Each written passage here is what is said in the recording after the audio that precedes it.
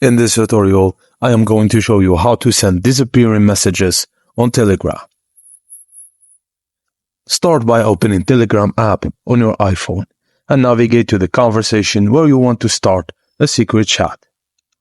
In the chat, tap on the profile name of the contact from the top of the screen. Tap on the More button from the options and choose the Start Secret Chat option from the menu. Confirm by tapping Start from the pop-up window.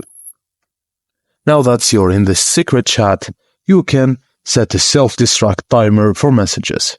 In the chat, tap the stopwatch icon located in the text box. Choose the desired time period for the message to stay in the chat options. It ranges from 1 second to 1 week. After selecting the time, tap Done to confirm. You can now send various types of content like text, photos, GIFs, videos in the secret chat.